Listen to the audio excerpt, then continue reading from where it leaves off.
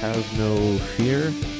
Your two favorite useless organisms are here, Tristan and Tommy.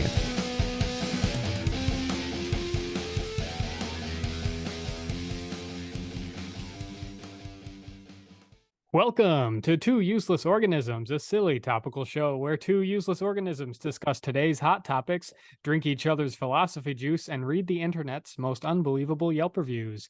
On today's show, we will discuss dangerous jobs and nuclear strike tactics. Keep in mind that Two Useless Organisms is not safe for work and shouldn't be talked about around the dinner table, unless your parents are cool. Yeah, Tommy, welcome to 2023. Welcome to a new Two Useless Organisms where we have a new intro. We do, and I kind of feel bad that you're drinking my philosophy juice because I actually failed philosophy when I was in college. Yeah, I could tell your juice was not very potent. It wasn't very potent, No. but here I am with a 4-year degree and 34.5K a year, so I'm doing something. Hey. I'm doing something. Is it right? Who knows?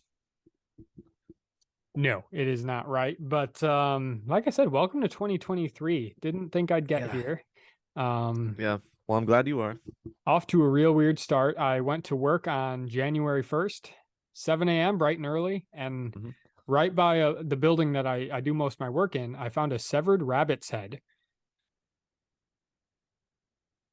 Shit. Yeah, just guts and a head. Just guts and a head. Guts and a head, just sitting right there.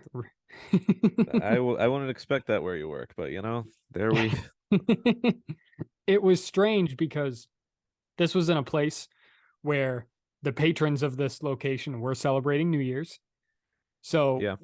And I started work at 7 a.m. So you got to think just probably about 6 hours prior, this area was hustling and bustling. I want to know what creature got to this rabbit when this place was the busiest it's ever been, unless a human being tore this rabbit's head off. Yeah, or it happened like in between the New Year's festivities or whatever. But speaking of it being the new year, our last episode was our 2022 recap, and something totally big about 2022 that I completely forgot to mention that was really recent too, the World Cup. Like every 4 years, I get back into my favorite sport because it doesn't matter in our country. And the GOAT, Messi, finally won his World Cup. And what many are saying might be the best World Cup final of all time. It was an amazing match. And I'm very happy that Messi is now definitively the GOAT. The only people that said that he isn't the GOAT are like, well, he's never won a World Cup. Well, now he has. And, good for him. It's kind of a cursed World Cup because, it happened in Qatar where they pretty much used slave labor where thousands of people died making those stadiums. But then it just happened to have like the best World Cup final ever. So, I guess there's a trade-off. There's a trade-off. Yep. You could say that. You could say that. Yeah. Real interesting end to the year. They made the world's biggest cup in a guitar. So very cool. That is true. Well, I don't watch that football, but I do watch American football, which is actually a segue into our first topic, which is dangerous jobs. Of course, the whole world at this point has heard about Buffalo Bills Damar Hamlin. My golly, Allison and I were watching that live. Nobody had any idea what was going on for like 45 minutes. Like that was crazy. And everyone's already heard about it, so I'm not going to go on about that, but it inspired me to think about, man, that's a dangerous job, obviously. I mean, they want it to be as safe as it can be. But man, there's probably some jobs that are real dangerous. So I actually found jobs with the highest death rates. And I have some statistics to go along with that. So this article is from 2016. That's just the time that the article was. So these number of fatalities. 7 years ago. That's weird. Crazy, right? Well, anyway, so the fatalities that are in these statistics are for that year alone. So in 2016, truck drivers and sales drivers, 918 fatalities. Truck drivers? Truck drivers and sales drivers. So I assume that just means like delivery people. Wow. In every way. 918 fatalities. Damn. Crazy. Agriculture, number 2 at 260. 260. That's drastically less. Yeah, I think there's a lot more truck drivers than there are farmers nowadays. That is true. And, you know, these statistics also included like the number of deaths per 100,000. I didn't sort it based on that. I just sorted it on deaths, period. Truck drivers was nowhere near the top if you did deaths per 100,000. Okay. I'm curious about that one. Yes. So number 3 was grounds maintenance, which I assume just means general maintenance at apartment complexes, what have you, who knows. 217 deaths. Grounds maintenance. Frontline construction supervisors. Cool. Yeah. 134, less than I would have thought. Construction is a dangerous one. Well, if they're just the supervisor, they're not doing as much, but the construction workers themselves, I would imagine, probably. But that wasn't on the list. That wasn't on the list. That didn't even make it to the list. Yeah. This list. That's so rude. Isn't that weird? Yeah. Underneath that, roofers, 101 deaths. That makes sense. Yeah. Yeah. Logging, 91 deaths. Logging. Didn't know logging was, you know, you don't think about that being a thing anymore, but I guess it makes sense. Underneath that, pilots and flight engineers, 75 deaths. I want to say that one is actually near the top of the list of deaths per 100,000. Damn. Yeah. Recyclable material collectors. I would never have like the only thing that pops in my mind is the garbage man, you know, on the garbage truck. Recyclable material collectors, 31 deaths. Well, I mean, I guess they might. They might accidentally cut themselves on some of the metal. I'd hate to die by a Coke can. Right? Yeah. Just imagine. Shoot. You're not going to believe this one. Fishing. I mean, maybe if it's like I could see it. That big fishing, but I didn't think of that. I just, you know. Yeah, but you know, going into like, you know, some scary worders. Yeah, I can see there being a few dies. Yeah. 24 dies. With that one. And underneath that, the last one, structural iron and steel workers at 16 deaths. Now, here's a stat that's unrelated to death, but is related to all of those jobs, because this was in the article. Most of these jobs make less than the median household income in the US. Shit. Yeah. These people are getting underpaid, like legitimately underpaid. To die. By United States standards. They're probably getting paid less than fast food workers. Yeah. And fast food workers are, you know, they work hard. I know they do, but wow. Yeah. Which leads me into something that kind of goes back into the football realm of things to finish out my injury thing. 2016 NFL injuries. All right. So these are some stats from that same year, NFL injuries. 243 concussions in the NFL in that year alone, 56 ACL tears, and 126 MCL tears. Now, I don't know what an MCL was. Jeez. It's also a part of your leg. But yeah. So I ain't joining the NFL anytime soon. Yeah, no, the shit that professional athletes put their body through is insane.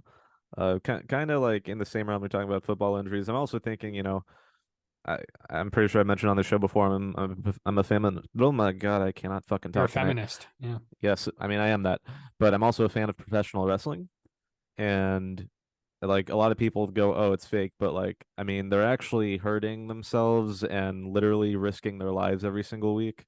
The one note that I like to mention is there was a legendary wrestler, Kurt Angle, who won an actual gold medal in amateur wrestling with a broken neck when he had his first WWF tryout in the late 90s. After taking his first bump, he wanted to quit. So someone who's won a gold medal with a broken neck took one bump in a wrestling ring and wanted to quit. That's how you know it fucking hurts. Yeah. And like literally at any moment, someone might accidentally drop you on your head wrong and you could die. So, you know, as much as I fantasize about being a professional wrestler, I am not athletic or strong, and I am very weak. So I would get very hurt in my first attempt at a wrestling match. That's for sure. Now entering the ring, the Juggernaut Jew. And then it's the cowbell from Lowrider. All my friends in a two useless organisms. Um, when you brought up this topic, I have a very weird memory that's like in my brain. When I was a kid, there was something on TV with like dangerous jobs or something. I don't remember, but there was a guy whose job was cleaning up like elephant shit in like, an enclosure or whatever. Mhm. And at some point he was near like an elephant's behind and somehow his head got sucked into the elephant's butt Mhm. and they were struggling to take him out and he almost died by suffocating in an elephant's butt. So I wouldn't want to die that way. Uh, Probably. So I was about to go into some examples of really bad NFL injuries, but what And you then just said tops them all. yeah. Like, I'm going to read them anyway, but Yeah, man, I would not want my head to be in an elephant's ass. me neither. And I almost die. I would want to die, Not that way, you but know, ideally. so these are some specific NFL pretty cringy injuries, things that'll make you yeah. So Oof. Houston Texans Alex Smith broke 2 bones in his right leg while being sacked. Oof. He just fell on it real bad. Cincinnati Bengals Tim Crumry's left leg broke in 4 places while making a tackle. Oof. Pittsburgh Steelers Destry Wright broke his right leg and dislocated his ankle so severely that his right foot was backwards, and there's a photo of it. He's laying on his stomach, Leslie, nope. and one foot is Fuck that. straight up to the sky. Oh, fucking shit. San Francisco God damn. 49ers Jeff Fuller broke his neck during a helmet-to-helmet hit and was partially paralyzed. He never regained use of one of his arms. Jesus Christ. Oakland Raiders Napoleon McCallum was tackled and suffered extensive nerve damage. 3 torn ligaments, calf and hamstring muscles ripped from the bone, and ruptured an artery in his knee. Yeah. All in one moment. Jesus Christ. Chicago Bears Johnny Knox went to recover a fumble and collided with a player, bending his body backwards, fracturing multiple vertebrae, and suffering from nerve damage that required spinal fusion surgery. Fucking shit. New England Patriots Daryl Stingley was tackled, which resulted in the compression of his spinal cord and 2 broken vertebrae, leaving him paralyzed from the chest down, which ultimately contributed to his death. Jesus Christ. Arizona Cardinals Rashad Johnson lost the tip of his finger during a punt return, but it is unknown exactly how it happened. He was only out for a matter of weeks. Jeez. Okay. Literally a severed finger. He doesn't even know how. He took his glove off on the sideline. Oh my God. Oh, shit. Crazy, right? That's wild. Wow.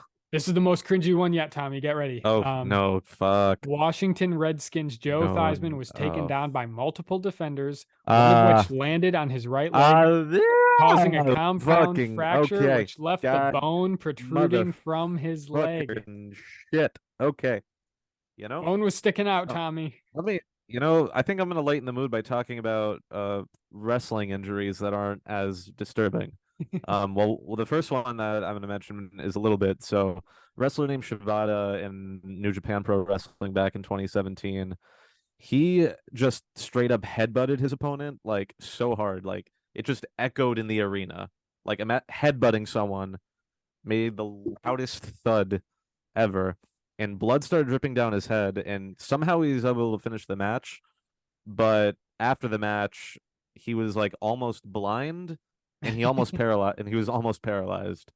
He was like pretty much forced to retire. Like he can't wrestle anymore. I think that he actually was able to work his way up to like kind of have a match last month, like more than 5 years after that happened. But that's a scary headbutt to watch. Man, it was that loud that it was audible from. Oh no, it was very loud. My like goodness. I will send you the video after we record this. I kind of cringe watching him go for the headbutt. It's wild. Oh my gosh. In 1997, Undertaker threw Mankind off the Hell in the Cell cage, which is, I don't know, at least 20 or 30 feet off the ground. Just yeeted him off the cage, went through a table. There wasn't really any padding. They were trying to stretcher him out, and then Mick Foley said, "No, fuck this. I'm gonna climb back on top of the cage," for some fucking reason. To which Undertaker chokeslammed him through the cage, and he landed terribly, so bad that there was a tooth. One of his teeth was in his nose. Um, at some point in the match, he also got choke slammed onto some thumbtacks. And after the match, when he was like laying on a stretcher backstage, he asked, "Hey, did we do the thumbtack spot?" And they were like, "Look at your arm," which was covered in thumbtacks. Another more recent one, I it's kind of hard to explain. There was a wrestler that just completely tore his pectoral muscle off his bone in training, but he decided to wrestle his main event match that he had. He came out like just wearing a big coat, and when he took it off, like his entire just chest and upper arm was like red and like bruised, the ugliest fucking bruise, and it was changing colors throughout the match. It was, and it was like a 20 to 30 minute match that he wrestled too. I don't know how he pulled it off. Changing colors? Yeah, what like, you know what? Fuck it. I'm gonna pull up Cody Rhodes Hell in a Cell real quick. Our viewers that watch us on YouTube will be able to see. Yeah, check out our YouTube channel, everyone. No, maybe I'll even send you the picture. But this is what his arm looked like when he took off his jacket. Okay, all right. It looks like a beet, maybe a radish. Yeah, color. Looks like a beet or radish color. And then hold on, look at him like in the match, like he's like swinging a sledgehammer, just swinging a sledgehammer around. That's almost pure black now. Yeah, it changed colors throughout the match. He just he just went through the whole fucking thing like that. Oh my gosh, that is because wrestlers are fucking insane. Yeah, there's another wrestler, Finn Balor. Fuck, what was the year? 2017 or 18 or something. When WWE, whenever they debuted their Universal title, another top title, he got power bombed into the barricade on the outside and actually dislocated his shoulder. And this was early into the match. He just fucking popped his shoulder back into place and finished the match and won the title. So wrestlers are crazy. Yeah. And so are American footballers. True that, man. Oh my golly. Well, son of a biscuit. Well, there we go, folks. I just thought we were going to read some dirty jobs and some NFL stuff, but we got a little bit of the wrestling world there, so we might as well call that segment Cringiest Sports Injuries. Featuring a man going up an elephant's butt. Yeah, featuring the elephant ass guy. The elephant ass man. Like the elephant man, but with ass in it. Yeah. So it was like almost a focus topic, but then just like that was also there. Wow. Okay. Well, we will travel out of the elephant's ass and back into podcast land. And Tommy, I will ask you now, who is sponsoring our show? Today's sponsor is cantaloupe, the most underrated and best fruit. If you don't like cantaloupe, what the fuck is wrong with you? It's literally the greatest fruit, but no one ever seems to talk about it. Why aren't people giving cantaloupe love? The sponsor of today's show is Cantaloupe, so go to your store and get a cantaloupe. And we are back, folks. We once again want to thank Cantaloupe for sponsoring our show. Go to your local Cantaloupe supermarket and pick up a freshy cantaloupe. Dude, for real today. though, cantaloupe is the best. Is that a fruit? Yeah, it's a fruit. I don't eat it. It's amazing. It's the best. And I don't, everyone talks about apples, bananas, grapes. Cantaloupe. It's the best fruit. Is there a waning gibbous moon tonight? Yesterday, I'm pretty sure it was full.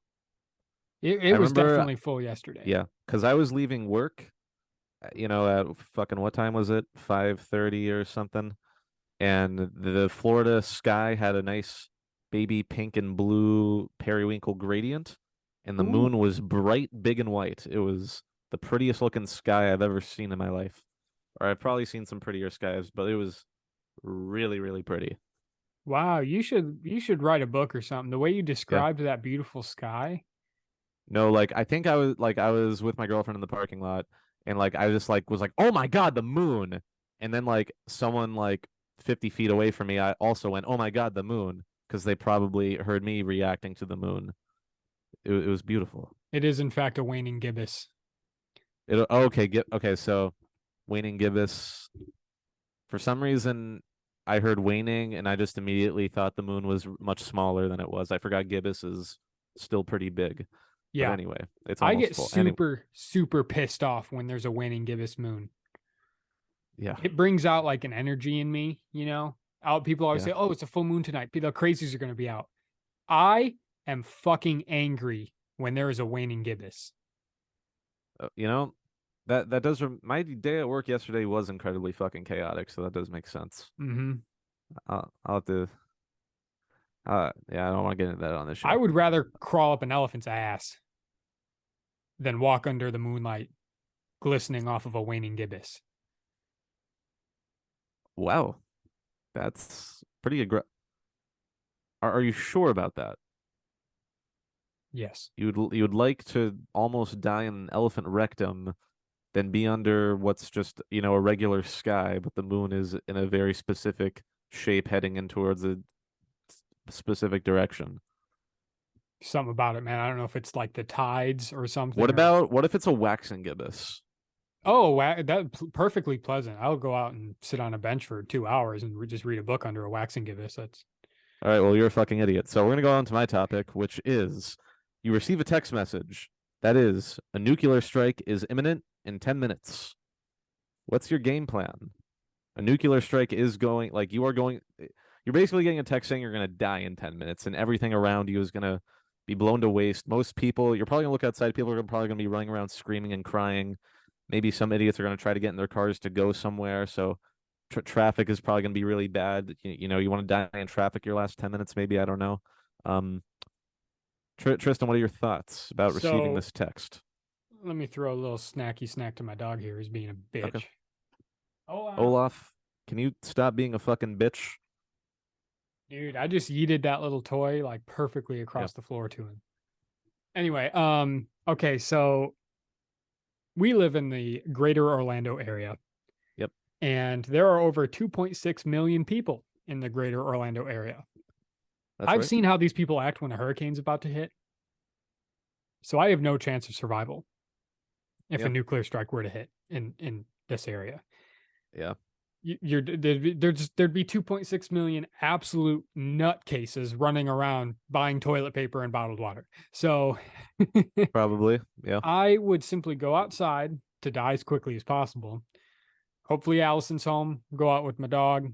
Our little Florida family would go out there and just let the fire and debris end it all, taking in the life-ending catastrophe in all its glory while enjoying the moment that so many people don't get, the moment they know they're about to die. Wow. See, another facet of this question I was thinking about is where am I when this text goes out?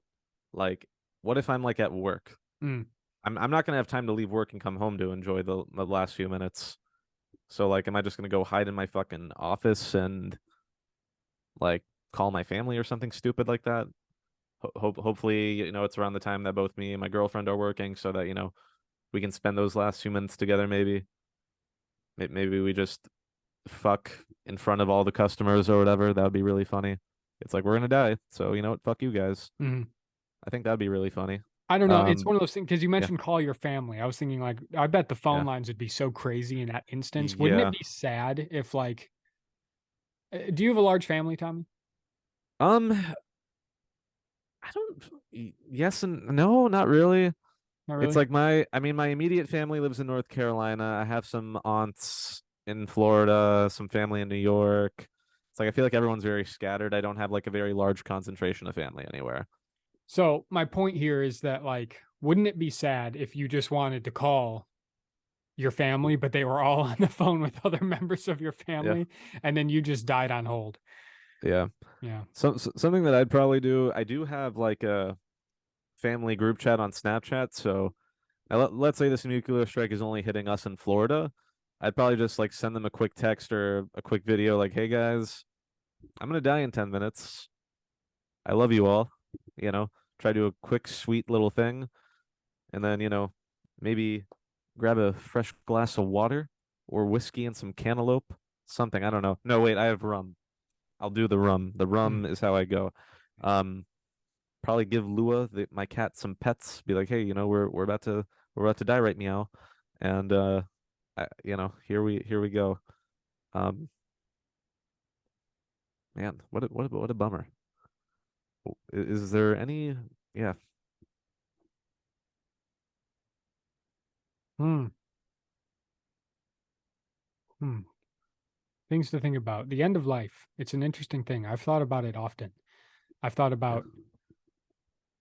I feel like if I were suddenly in the position where I realized my life was about to end, that I would be extremely calm and content, and I would just say, well, okay, this is it. And I think about that a lot because driving on these Florida roads every day, I know that I could just be driving along and then 3 seconds later I see a car coming at me at 90 miles an hour and I'm on I-4, so there's nowhere to go. Yeah. And that's it. That does happen on I-4. Oh yeah, it does. So that can happen. If our listeners want to listen to a similar conversation that we're having right now on episode 12 of Three Guys Without the Wise, our previous show with our dear friend Eric, we actually talked about what we would do in a zombie apocalypse. And I would die immediately. Yes. Similar to this, I would just choose to die right away. Yeah, no, because I remember like some people try to be, how do you survive it? Like, I'm not gonna fucking survive that. I have no survival instincts. I do not hunt for food. I go grocery shopping. If there's a zombie apocalypse, I'm fucked.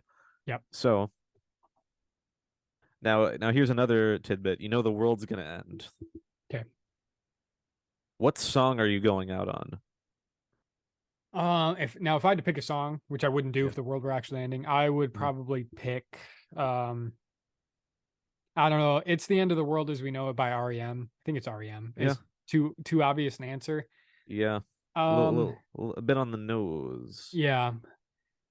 Perhaps Through the Fires and Flames. Ooh, that'd be fitting. But you'd have to time it right because it's like a 9-minute song. Yeah. I don't want to die 2 minutes into it. See, yeah. It's like maybe you get really fucking weird and play like, Happy Together by the Turtles or What a Wonderful World. Yeah. I think that would be pretty fun. Or just give you some like, Infinity War Endgame vibes, like you play like the Avengers song that was in the credits for Infinity War, or Dear Mr. Fantasy Play, the one that played it, for the intro of Endgame. Yep. Just really bask in the end of the fucking world. Poor Hawkeye getting smushed by a snowplow. Right? Poor Hawkeye. God. The poor guy. Poor guy. Didn't have an arrow for that, I guess. He did not.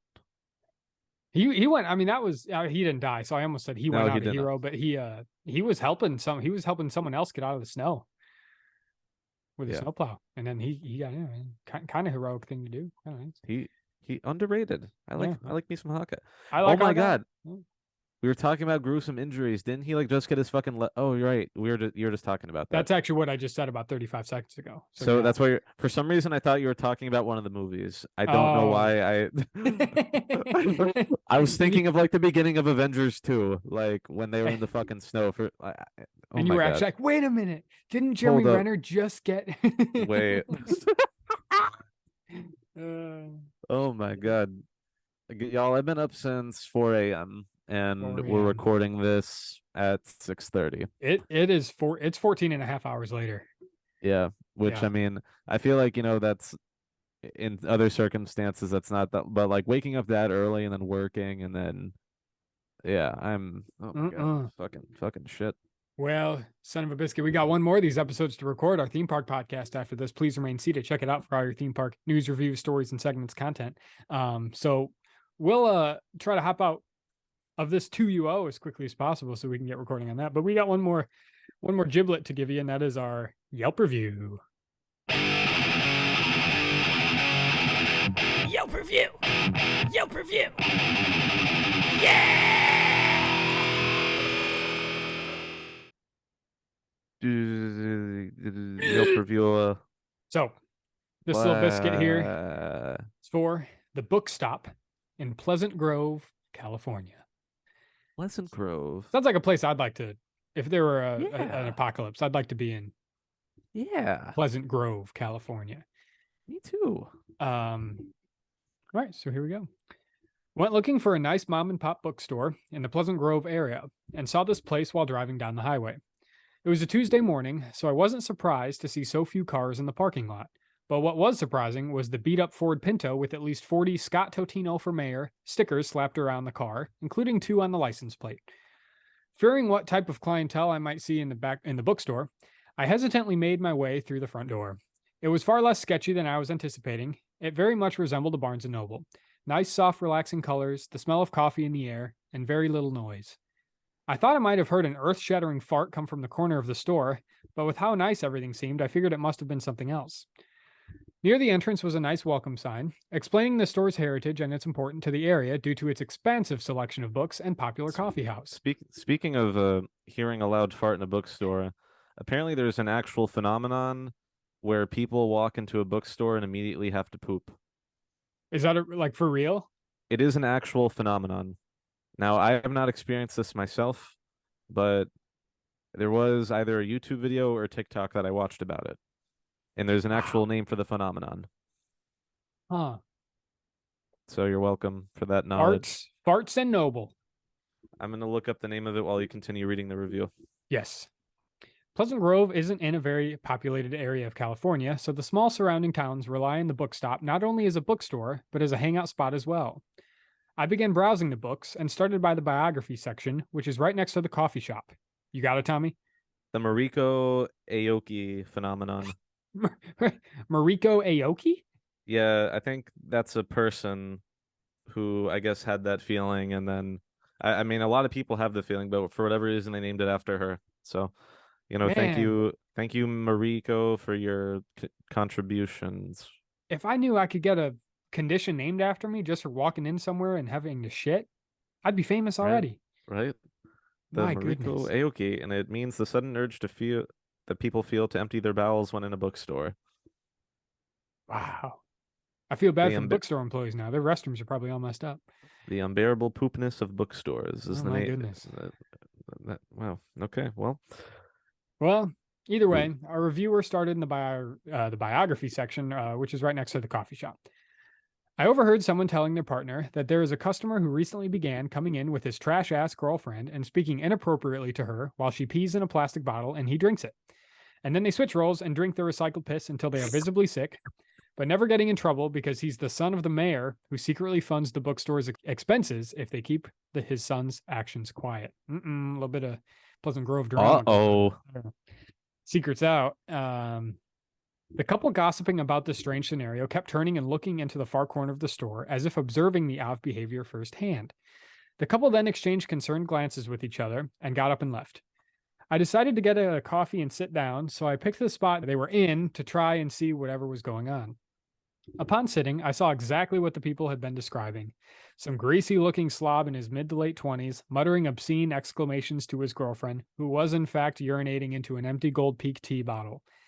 Hoping the prophecy foretold of the drinking of the piss was just a myth, I sat disgusted as I learned of the truth behind such a disgusting act. The woman drank every drop of that dark yellow piss and burped so hard a bubble came out. I thought I was just going to see them both farting based on the audio anomaly I heard entering the store. But this was so much worse. I will let you imagine the look on my face as I witnessed the woman pass the again empty bottle to the guy, to which he deposited an even more sinister-looking liquid into it. As quickly as this dark fluid appeared in the bottle, it disappeared down the man's throat. Both creatures sat there in silence for a moment, rocking back and forth, expressionless as if losing control of their basic functions. They then packed up their things and got up from their table and made their way to the door. My eyes followed them as they leave the bookstore, and I stare out the window in disbelief for a few moments. I came to and looked back over at their table and noticed a couple bills lying on the ground. I went over to see that it was just 2 $1 bills, but also on the ground was a little voice recorder. I sat back down at my table and started tinkering with the device and found a recent entry on it, which goes as follows. January 5th, 2023. Day 19 of the Kardashian recycled piss diet. I can no longer see the color green and have begun to grow extra teeth. Sarah has been sweating 24/7 and believes she was born on a planet called Stignar. I think this diet is really going to work wonders for us. With the money I've saved by not buying beverages and a dramatically lower water bill, I was finally able to get that screen-used Dukes of Hazzard cigarette butt that I've always wanted. trying to convince Dad to join in on the diet, but he says he doesn't want the townspeople thinking the town is run by a piss-drinking, partially colorblind Stignarian hippie tooth monster. Signing off until next time. I was certainly out of my element now, and just wanted to go home. I headed towards the door and heard a strange noise again. I looked to my left into the other corner of the store where a homeless man was farting onto random pages of children's books. I don't care what all the millennial trend stutters are saying. Please forget about the support your local business hogwash and go to a Barnes & Noble. For people in the Pleasant Grove area, if your kids happen to get pink eye, they probably got it from the book stop. 0 out of 5 stars. All right. So I honestly feel more bad for the people running the store because I feel like the bad review is based on the patrons. Yeah, it is. But, what's going to happen? The employees of that store have to keep shush because the mayor's son is in there pissing into a bottle and drinking it. Yeah, it is the mayor's son. So, they can't really do much about that. Scott Totino. Yeah. Scott Totino for mayor. From Pizza Rolls. Well, no. That's Tostitos. Oh, right. Okay, never mind. My bad. It's not. But also, I want to correct the Yelp reviewer. So he said that your kids might get pink eye because of those books. Now that's probably based off of the old myth that if someone farts on your pillow or in your face, you get pink eye. That's actually not true. Farts do not cause pink eye. Good news for all our ass fans out there. Why do I know so much facts about butts this episode? I don't know, man. You have brought a lot of. I really have. Holes. I know more than I should, I think. My goodness. Well, I feel gross. Yeah, you're kind of a gross person. I really am. I just, I know things about buttholes. What can I say? I know a thing or two. You know what you can say, Tommy? What can I say? You can tell the listeners about our social media. Yeah, I guess I can. I guess thanks for listening to me talk about buttholes for a few minutes of this, 30-something minute show. Make sure to follow our social medias and give us 5 stars on Apple Podcasts. You can also do it on Spotify podcasts now, I believe. So give us a cute little rating. Make sure to hit the bell icon, get notified on all of our incredible content. Because we're YouTube, the best. Folks. YouTube. On the YouTube, that's the word. I thought fuck. When I said bell icon, that was obvious. Those that were on YouTube, you already saw the bell icon. So click it. You're halfway there. Living on a prayer. On a prayer, live. Yeah. Okay, bye. Yeah. Okay. 2 useless organisms. 2 useless organisms.